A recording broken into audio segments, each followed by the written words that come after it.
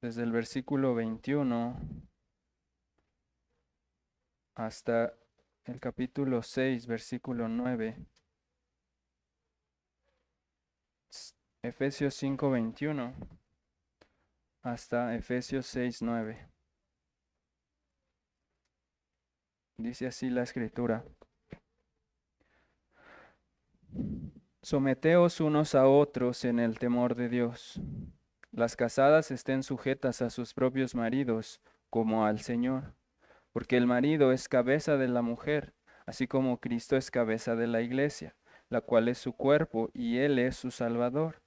Así que como la iglesia está sujeta a Cristo, así también las casadas lo estén a sus maridos en todo. Maridos, amad a vuestras mujeres, así como Cristo amó a la iglesia y se entregó a sí mismo por ella, para santificarla, habiéndola purificado en el lavamiento del agua por la palabra, a fin de presentársela a sí mismo una iglesia gloriosa, que no tuviese mancha ni arruga ni cosa semejante, sino que fuese santa y sin mancha. Así también los maridos deben amar a sus mujeres como a sus mismos cuerpos. El que ama a su mujer, a sí mismo se ama. Porque nadie aborreció jamás a su propia carne, sino que la sustenta y la cuida, como también Cristo a la iglesia. Porque somos miembros de su cuerpo, de su carne y de sus huesos. Por esto dejará el hombre a su padre y a su madre, y se unirá a su mujer, y los dos serán una sola carne. Grande es este misterio, mas yo digo esto respecto de Cristo y de la iglesia. Por lo demás, cada uno de vosotros ame también a su mujer como a sí mismo, y la mujer respete a su marido. Hijos, obedeced en el Señor a vuestros padres, porque esto es justo. Honra a tu padre y a tu madre, que es el primer mandamiento con promesa, para que te vaya bien y seas de larga vida sobre la tierra. Y vosotros, padres, no provoquéis a ira a vuestros hijos, sino criadlos en disciplina y amonestación del Señor. Siervos, obedeced a vuestros amos terrenales con temor y temblor, con sencillez de corazón, como a Cristo, no sirviendo al ojo como los que quieren agradar a los hombres, sino como siervos de Cristo, de corazón haciendo la voluntad de Dios, sirviendo de buena voluntad como al Señor y no a los hombres, sabiendo que Él sabiendo que el bien que cada uno hiciere, ese recibirá del Señor, sea siervo o sea libre. Y vosotros, amos, haced con ellos lo mismo, dejando las amenazas, sabiendo que el Señor de ellos y vuestro está en los cielos, y que para Él no hay acepción de personas. Amén.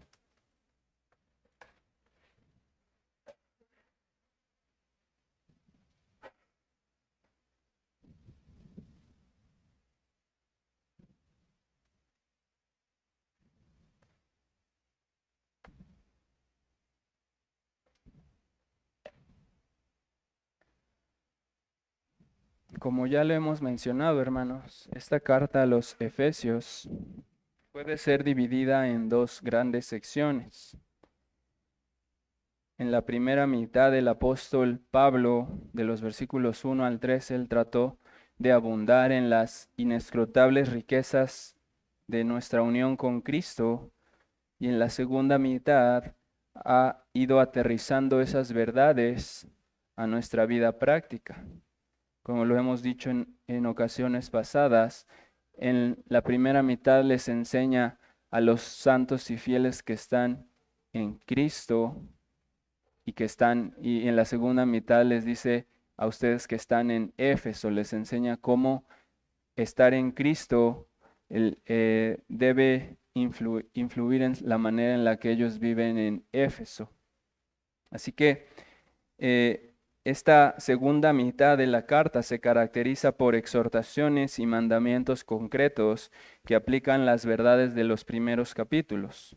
Por ejemplo, a la luz de la gloriosa obra de Cristo en las vidas de los efesios son exhortados a andar de una manera digna de su vocación o una manera congruente con su salvación.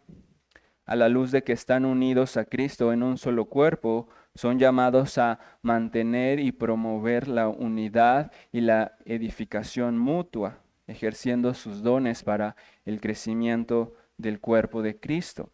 A la luz de que han pasado de ser hijos de ira para ser hijos de Dios, son llamados a andar como hijos de luz y a no andar como los gentiles.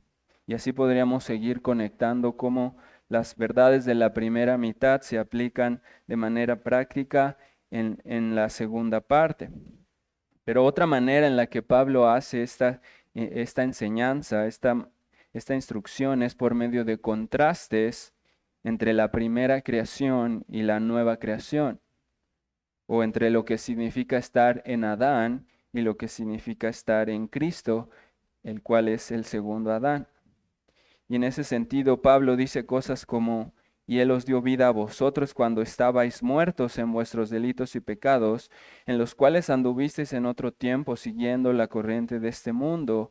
Y luego lo contrasta diciéndoles: pero ahora ustedes estaban en Adán muertos en la corriente de este mundo, pero ahora son hechura suya, creados en Cristo Jesús para buenas obras, las cuales Dios preparó de antemano para que anduviésemos en ellas.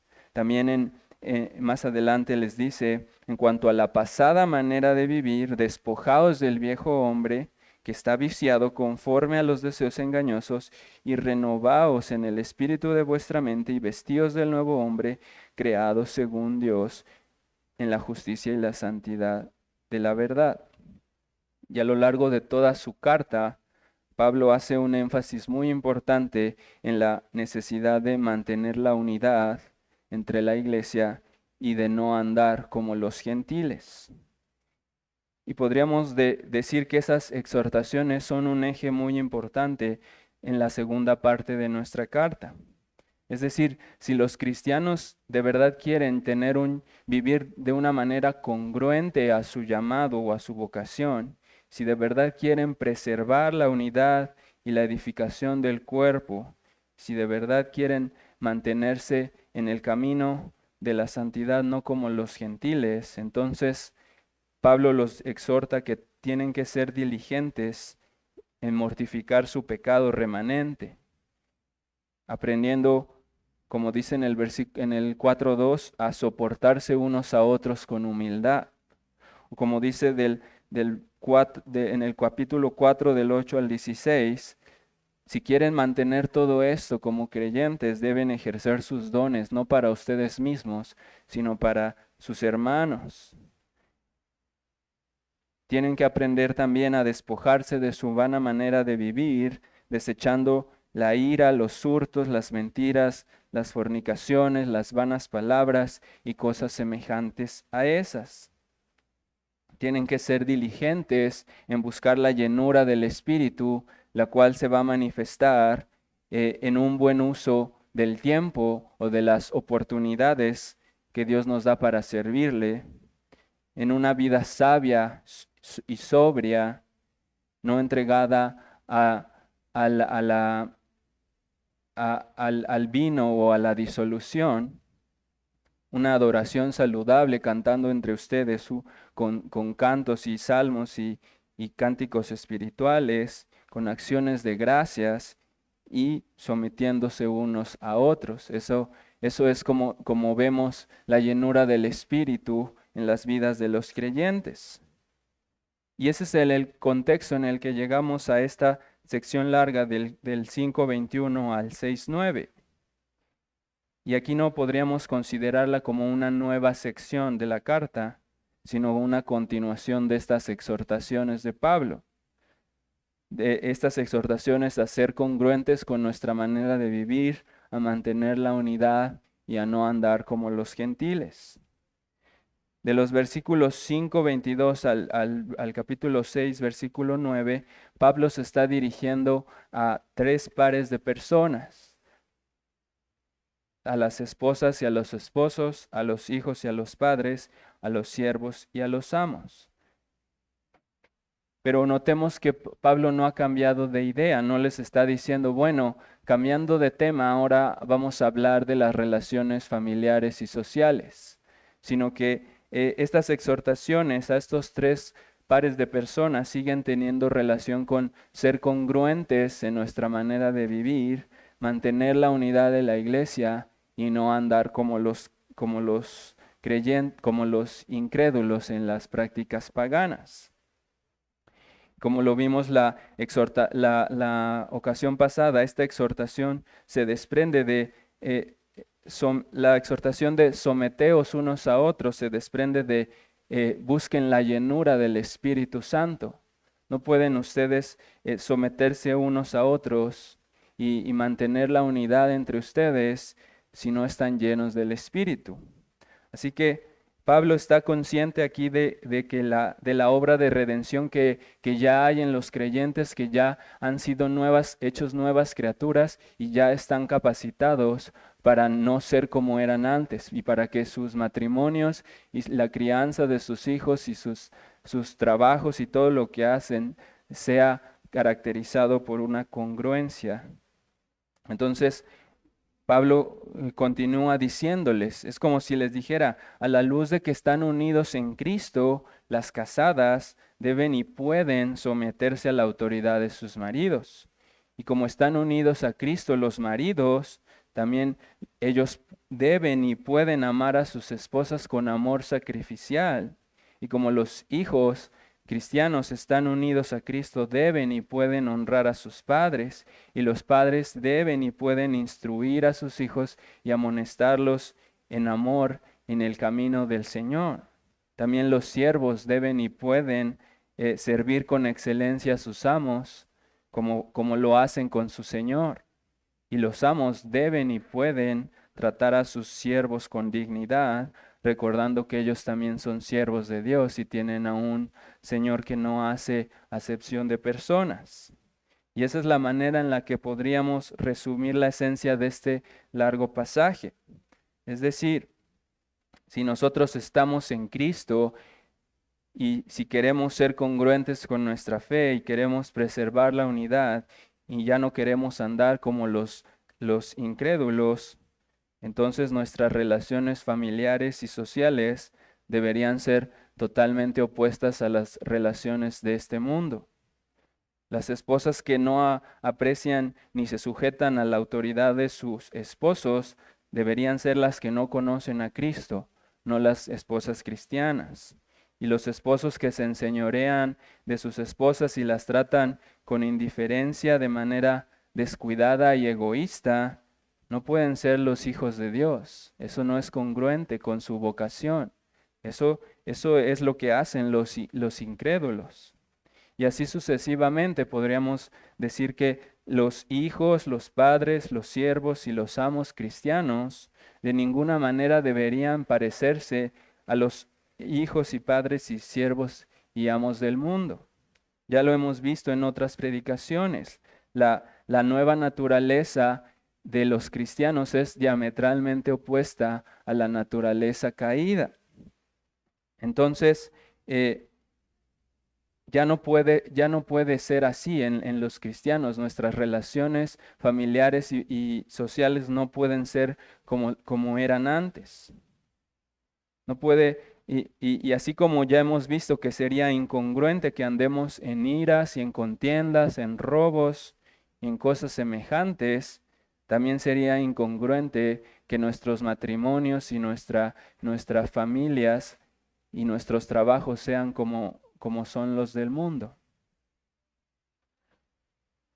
Ahora bien, es innegable que esta sección contiene una serie de instrucciones morales que son muy concretas y muy claras. Son instrucciones de cómo deben conducirse los unos a los otros y en cierto sentido son fáciles de entender.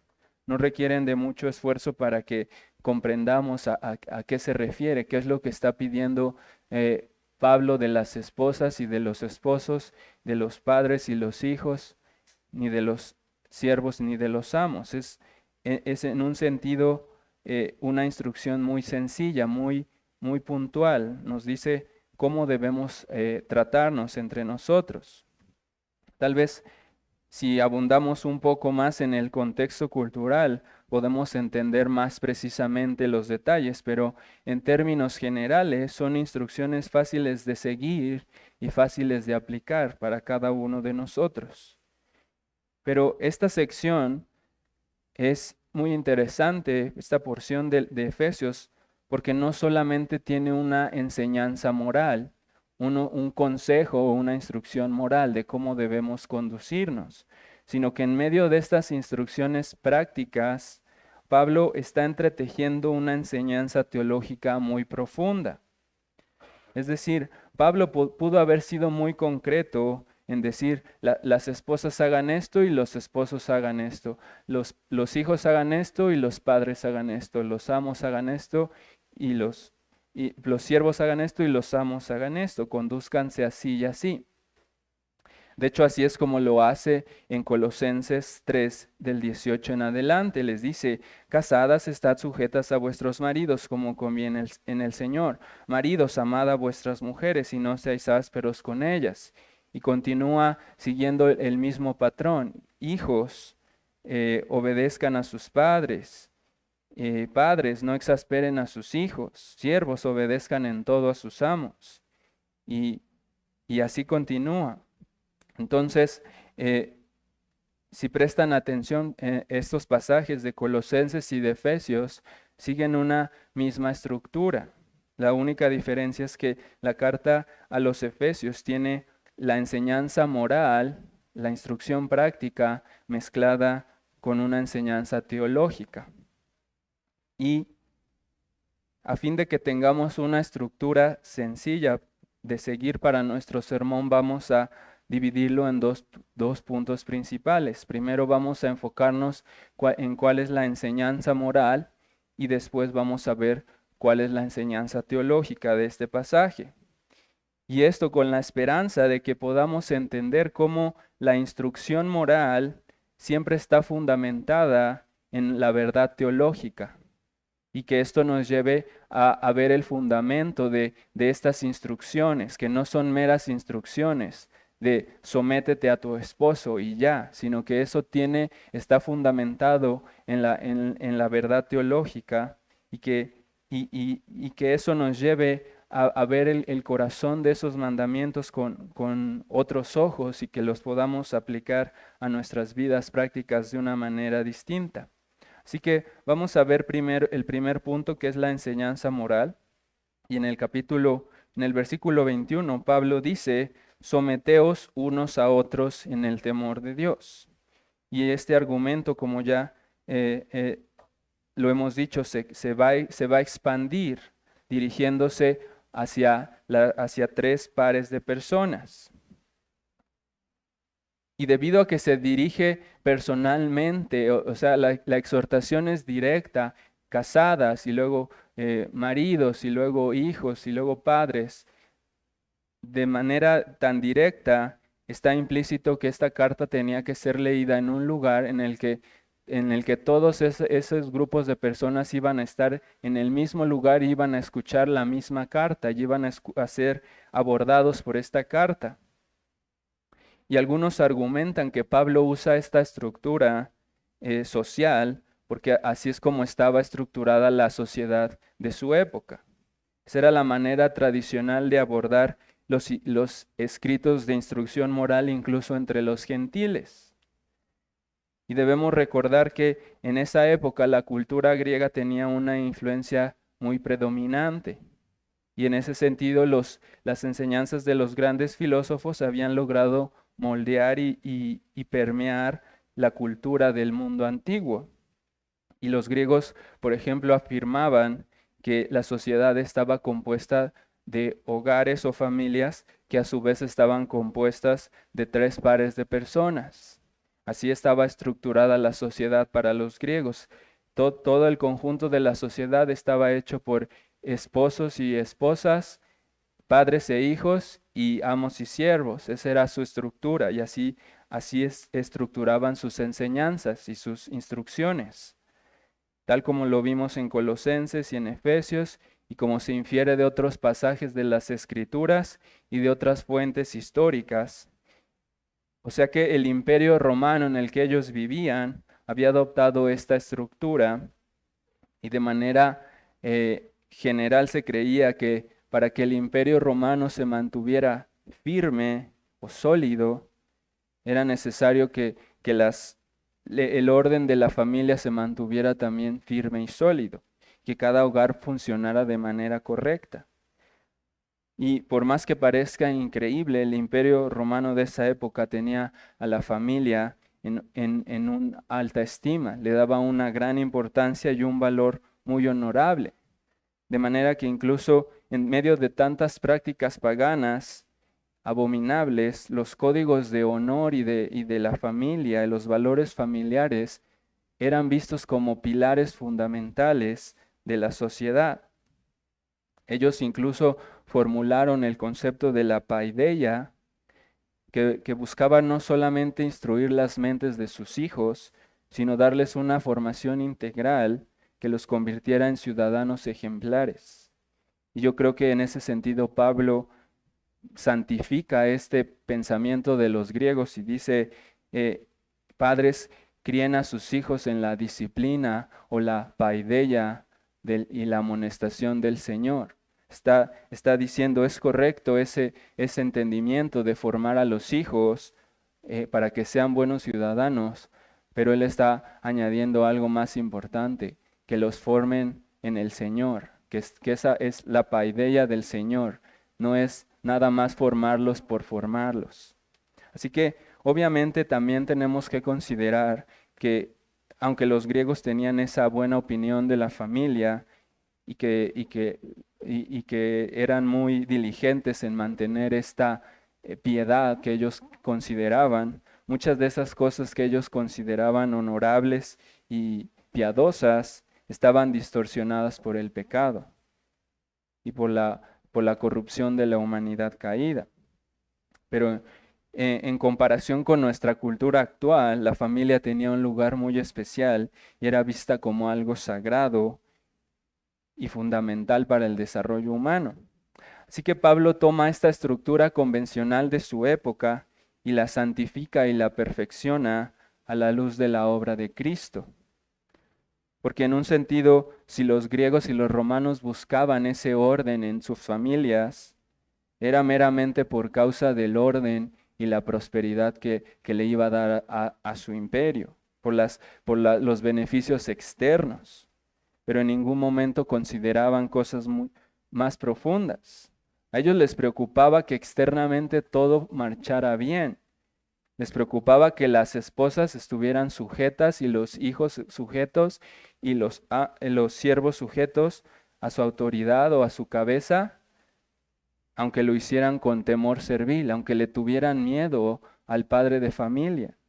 No importaba que él fuera extremadamente cruel y severo, lo importante era que la sociedad funcionara bien y que los hijos se sometieran y estuvieran en orden, para que eso permitiera que no hubiera insubordinaciones ni desorden en el imperio romano. Y claramente eso les funcionó. Pero si se dan cuenta, ellos no, lo que está haciendo Pablo es mucho más profundo. Él no solamente instruye a la parte subordinada como lo harían los griegos, como decir, vamos a instruir que las mujeres hagan esto, que los hijos hagan esto y que los siervos hagan esto. Pablo no solo instruye a la parte subordinada, sino que primero se dirige a la parte que es de menor rango y después se dirige a la parte con autoridad y incluso les exige más a ellos, les pone una responsabilidad mucho más grande. A las casadas les dice que se sujeten a sus maridos, pero a los maridos les impone una responsabilidad más grande, que amen a sus esposas como Cristo amó a la iglesia y que estén dispuestos prácticamente a morir por ellas. A los hijos les dice, honren a sus padres, pero a los padres les pone la responsabilidad de instruirlos en el camino del Señor y de no ser demasiado severos con ellos. A los siervos les dice que sirvan de buena voluntad, pero a los amos les dice, ustedes trátenlos igual, sean misericordiosos, trátenlos con dignidad, porque ustedes son siervos también y tienen un Señor que está en los cielos, que a ustedes también los trata así. Así que quiero que vean cómo en todas las enseñanzas de Pablo prevalece un espíritu de amor sacrificial y un amor que no busca lo suyo. Un amor que no es exigente ni controlador, sino que antes de buscar el sometimiento y el orden, se está enfocando en procurar el bienestar de la parte subordinada. Y de hecho no debemos perder de vista que esta instrucción o estas instrucciones de Pablo se desprenden de la necesidad de ser llenos del Espíritu. Si queremos que las esposas y los esposos sigan estas reglas, tienen que hacerlo en la llenura del Espíritu, no en sus propias fuerzas. Ninguno podrá sujetarse a su autoridad y ninguno podrá ejercer su autoridad con amor si no está lleno del Espíritu Santo. Y es interesante que Pablo diga esta instrucción moral de manera general diciendo, sométanse unos a otros en el temor de Dios, porque eso nos da una claridad de cuál es el propósito y el fundamento de sus instrucciones. Porque algunos van a interpretar este pasaje y van a decir, ahí dice que todos se sujeten a todos, que los unos estén sujetos a los otros. Por lo tanto, el hombre no tiene una autoridad real sobre su esposa, ni sobre sus hijos, ni sobre sus siervos, sino que el texto dice sométanse unos a otros, entonces no hay una autoridad como tal. Ambas partes se sujetan mutuamente. Pero si ese fuera el caso, como muchos lo interpretan, ¿cómo deberíamos entender la siguiente parte que dice, así que como la iglesia está sujeta a Cristo, así también las casadas lo estén a sus maridos en todo? ¿Acaso tendríamos que decir que la iglesia no está sujeta a una autoridad en Cristo y que Cristo se tiene que someter a su iglesia? Sería ilógico, sería blasfemo. Entonces, no entendemos el texto de someteos unos a otros en el temor de Dios como si Pablo estuviera desdibujando la autoridad que unas personas tienen sobre otras, sino que quiero que veamos cómo esta exhortación es una exhortación general a todos los creyentes, porque incluso está retomando una enseñanza que ya había dado en el capítulo 4, versículo 2. Les dijo, con toda humildad y mansedumbre, soportándoos con paciencia los unos a los otros en amor. Ya les había dicho que si quieren andar de una manera digna de su vocación, deben aprenderse a tratar unos a otros con humildad y con mansedumbre. Y esa es incluso la enseñanza de nuestro Señor en Mateo 20, cuando Él dice, sabéis que los gobernantes de las naciones se enseñorean de ellas, y los que son grandes ejercen sobre ellas potestad. Mas entre vosotros no será así, sino que el que quiera hacerse grande entre vosotros será vuestro servidor. El que quiera ser el primero entre vosotros será vuestro siervo. Como el Hijo del Hombre no vino para ser servido, sino para servir y para dar su vida en rescate por muchos. O sea que en este sentido, Pablo está basándose en esa enseñanza de nuestro Señor. Incluso lo dice con claridad en Filipenses, cuando dice, nada hagáis por contienda o por vanagloria, antes bien con humildad, estimándoos cada uno a los demás como superiores a él mismo, no mirando cada uno por lo suyo propio, sino cada cual también por lo de los otros. Así que creo que ese es el sentido de someteos unos a otros en el temor de Dios.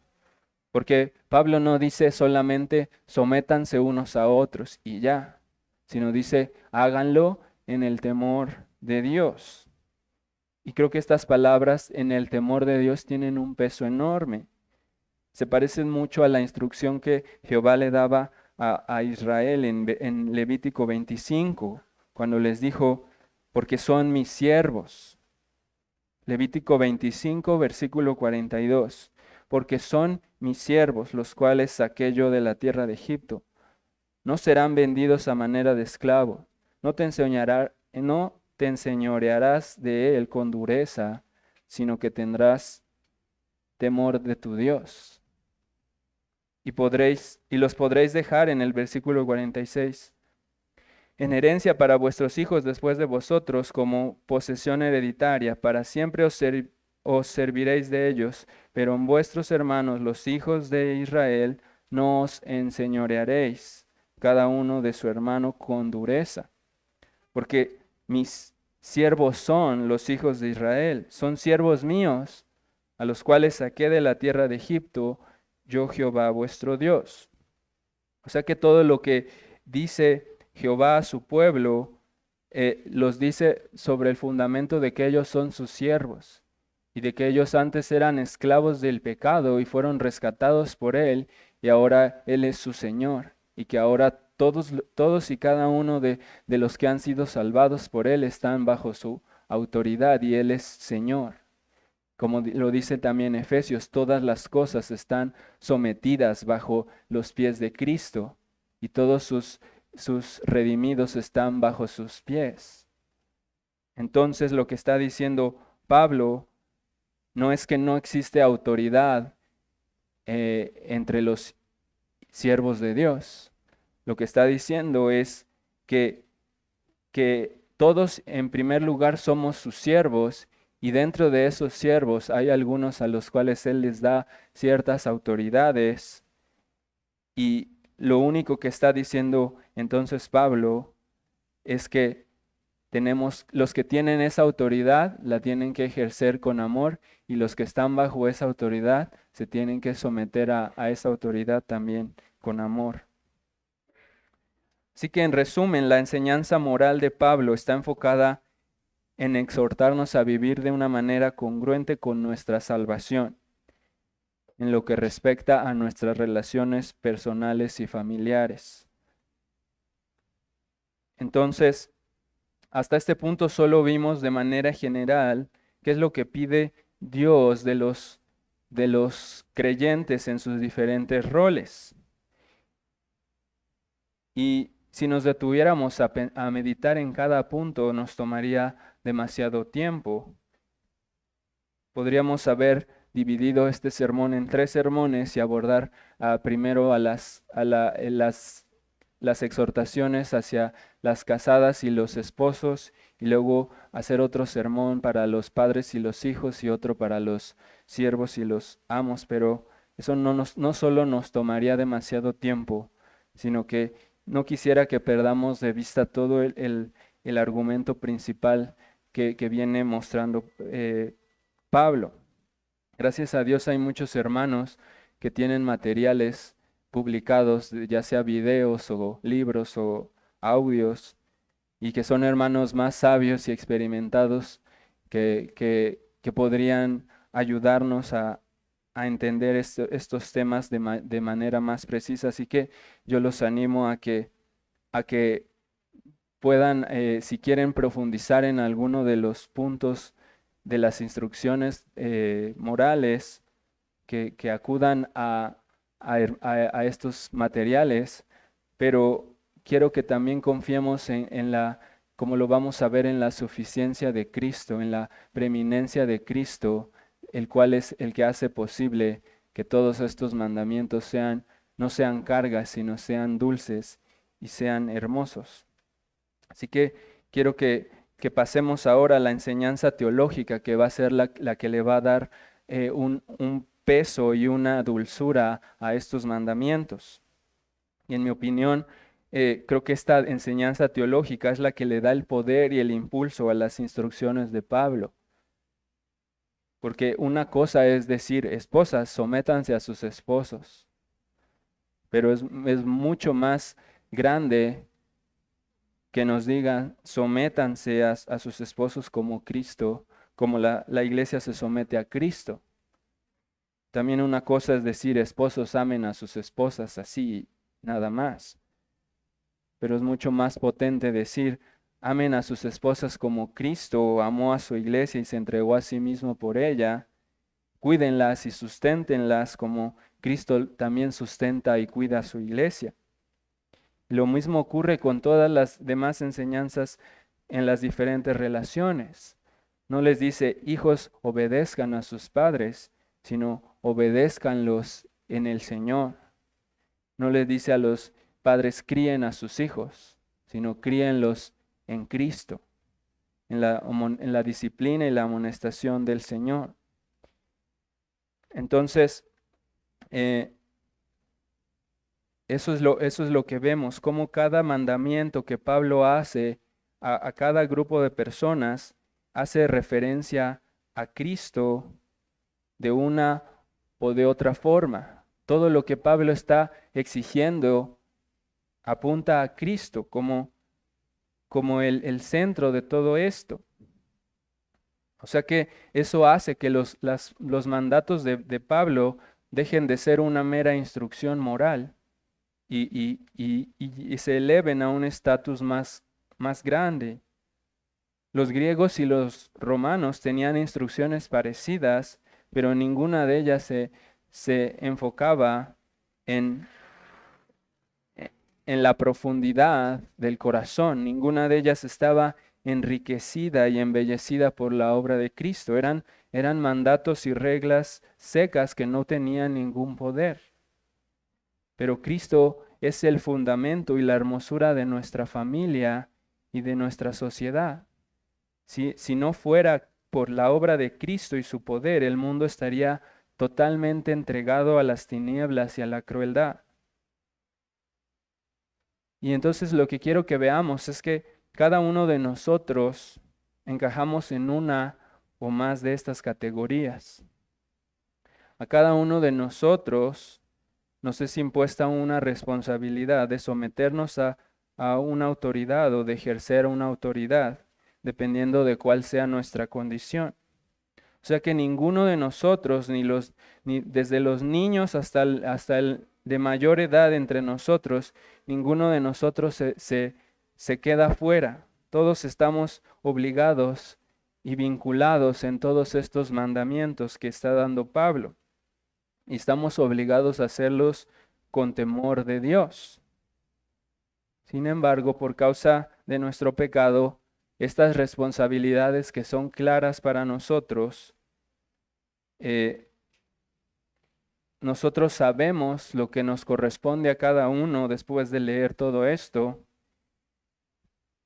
Y parece muy sencillo el mandamiento, pero no es difícil entender lo que está pidiéndonos Pablo, sino lo difícil es hacerlo. Y se puede volver difícil el mandamiento tan claro cuando nuestro esposo o nuestra esposa es difícil de tratar, o cuando ha pecado contra nosotros, o cuando nuestros padres o nuestros hijos no cooperan para que nosotros hagamos lo que tenemos que hacer, cuando nuestros jefes o nuestros empleados son hostiles contra nosotros. Nosotros sabemos lo que tenemos que hacer, pero en esos contextos es difícil hacerlo. Y entonces, en medio de tantas dificultades y contextos particulares, vamos a ser tentados a desanimarnos, a rebelarnos contra nuestras autoridades o a ejercer la autoridad que tengamos con dureza y con severidad.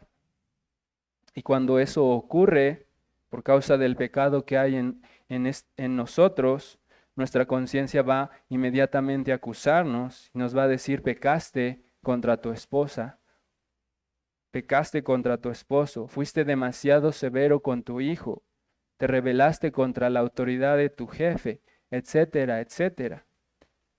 Y entonces, cuando ocurra eso, porque ocurre y nos va a seguir ocurriendo, lo que tenemos que hacer es no perder de vista a Cristo en todo esto. Que el día que luchemos en nuestros corazones, que nuestro corazón se luche verdaderamente con someterse a una autoridad o con ejercer la autoridad en amor, miremos a Cristo nuestro amado Señor y Salvador. Que renovemos nuestra humildad y nuestra reverencia, que meditemos cómo Él ama verdaderamente a su esposa, cómo Él la ve hermosa y le dice, eres hermosa, hermana mía y amiga mía, y tus ojos me prendiste con tus ojos y le muestra su amor en medio de toda su debilidad y de todo su pecado. Y que el día en el que fallemos en ejercer correctamente nuestra autoridad, nos humillemos delante de nuestro amoroso Señor. Que veamos su ternura y su paciencia y su misericordia para con nosotros y le supliquemos que Él nos haga semejantes a Él, que nos ayude a vencer esa dureza y esa crueldad que todavía hay en nosotros. Y en todo esto también recordemos que no debemos cansarnos de pedir la llenura del Espíritu, porque Pablo está diciendo, sean llenos del Espíritu, lo cual se va a manifestar en la manera en la que ustedes se conducen. Entonces, no nos cansemos de pedir el Espíritu Santo para que Él sea el que nos corrija, que nos transforme, que nos ayude a cumplir nuestro deber.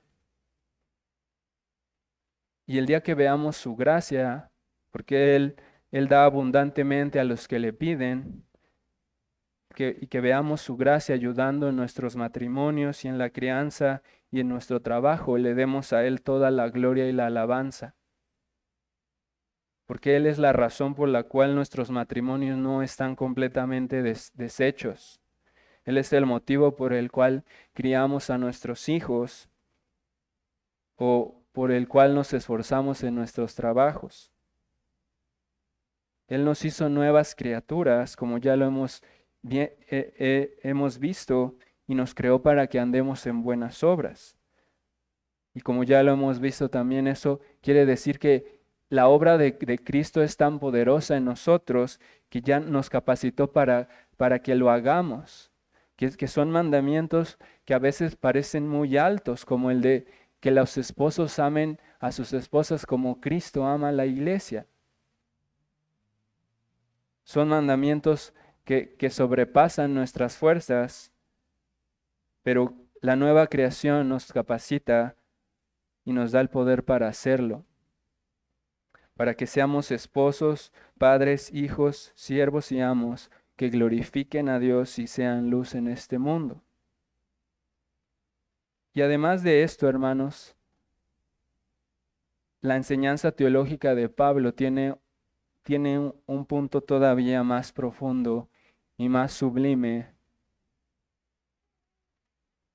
Y yo quisiera que el Señor nos dé gracia para entenderlo y aplicarlo a nuestras vidas, porque quiero que notemos, o yo sé que lo han notado, que de los 3 pares de personas que aborda Pablo, la instrucción a los esposos y a las esposas es mucho más extensa comparada con lo que les dice a los padres y los hijos y a los siervos y a los amos.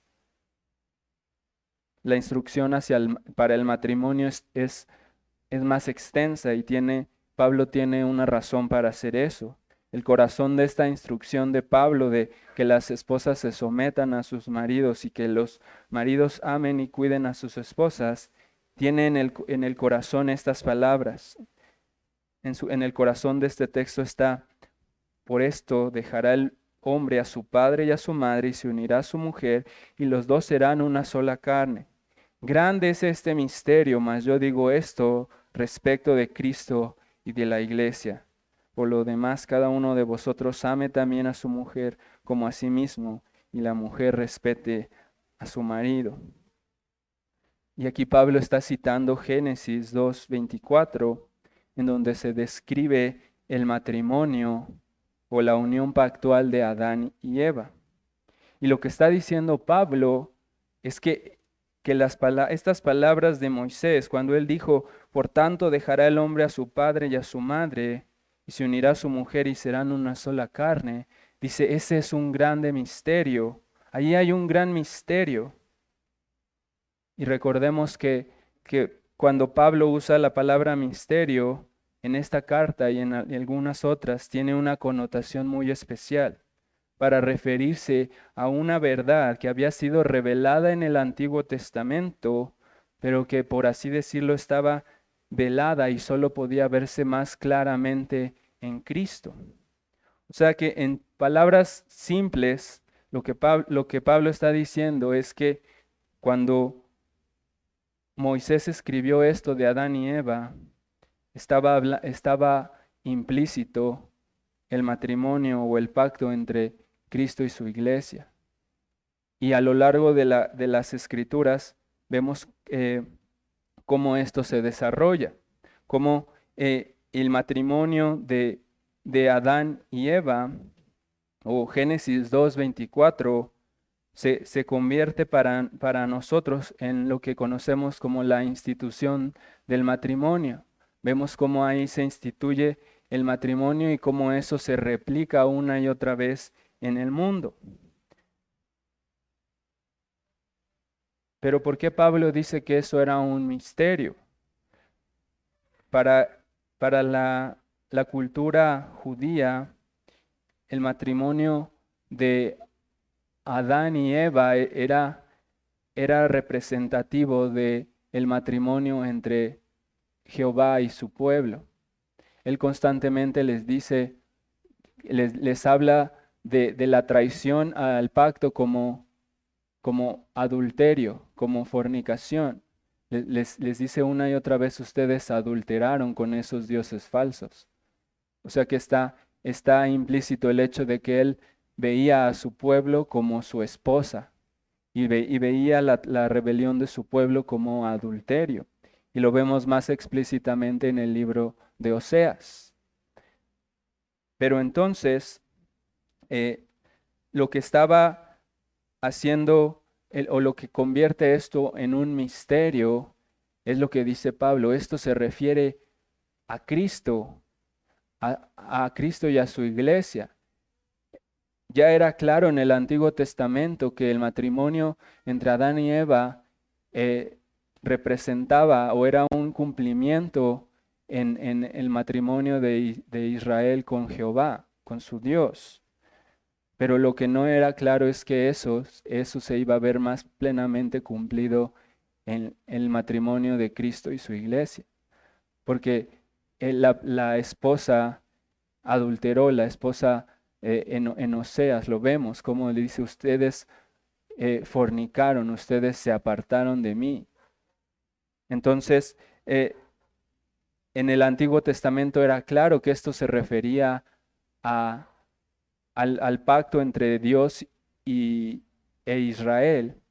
Pero Pablo está diciendo, pero es que esto tenía un cumplimiento más grande en Cristo y en su iglesia.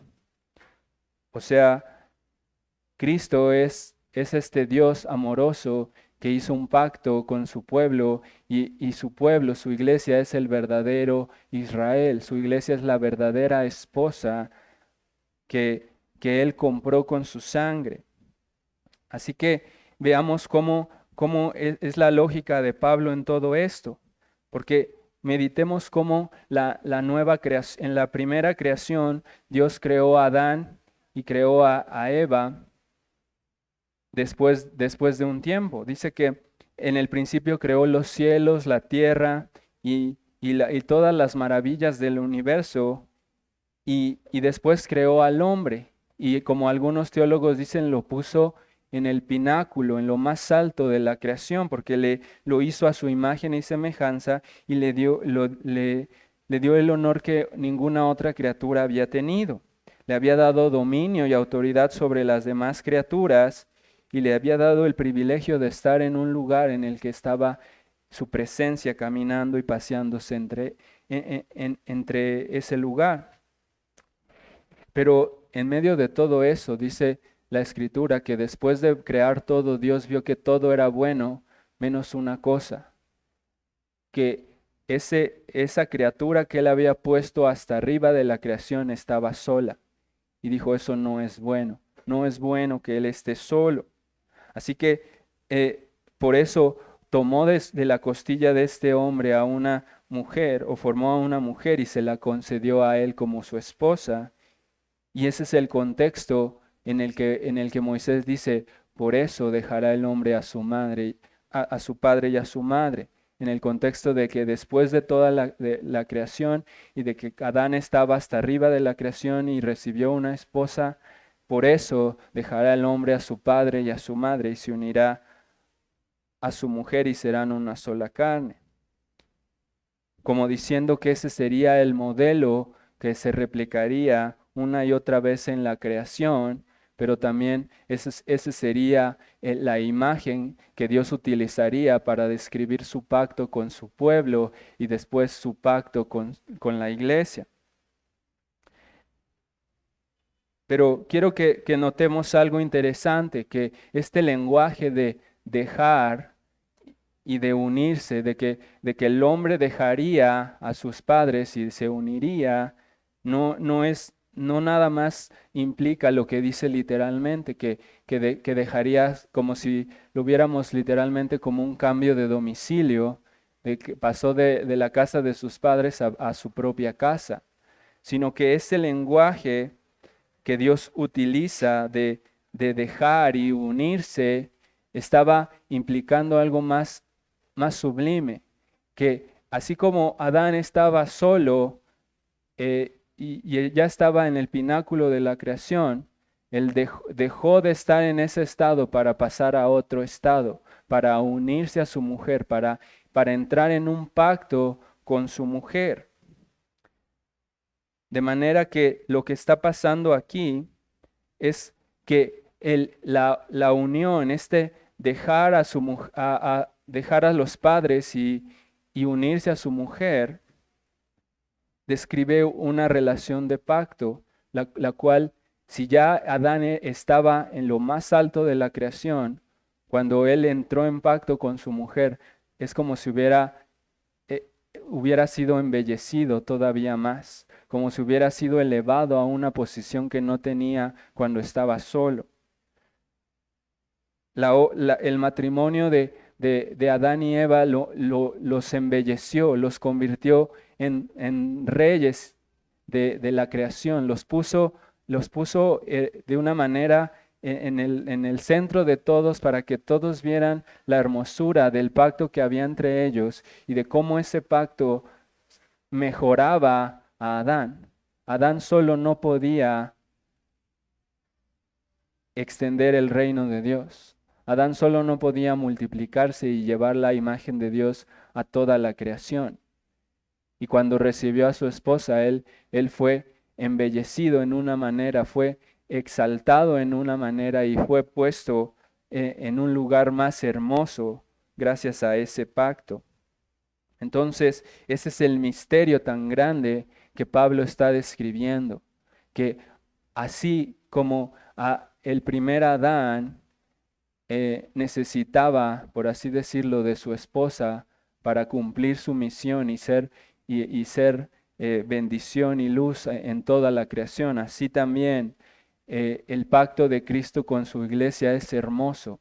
Vemos por un lado la hermosura de la iglesia y por otro lado vemos la grandeza de la obra de Cristo, porque Él dice que Él nos compró, dice, amen a sus esposas como Cristo lo hizo y se entregó a sí mismo por ella, limpiándola, santificándola, comprándola con su sangre.